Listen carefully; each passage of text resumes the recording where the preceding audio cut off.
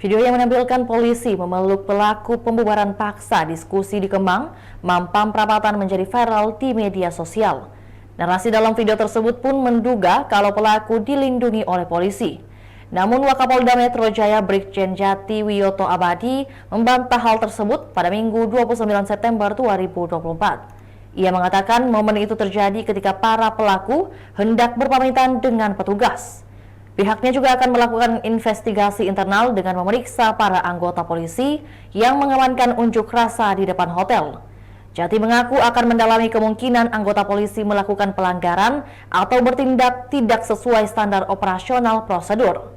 Saat ini polisi telah mendalami motif pelaku membubarkan diskusi itu sekaligus memburu dalang yang menggerakkan kelompok tersebut. Jati menjelaskan pihaknya akan menginterogasi para pelaku yang sudah ditangkap untuk mencari tahu sosok di balik pembubaran paksa diskusi yang dihadiri Refli Harun tersebut. Polisi mengamankan 5 orang yang diduga melakukan pembubaran acara diskusi di sebuah hotel di Kemang, Jakarta Selatan pada Sabtu 28 September 2024. 2 orang ditetapkan sebagai tersangka berinisial FEK dan KW yang diduga melakukan perusakan di lokasi. Sementara 3 orang lainnya yakni JJ, LW, dan MDM belum ditetapkan sebagai tersangka. 2 tersangka dijerat pasal berlapis, diantaranya pasal 170 dan 406 KUHP tentang perusakan dengan ancaman penjara maksimal 7 tahun.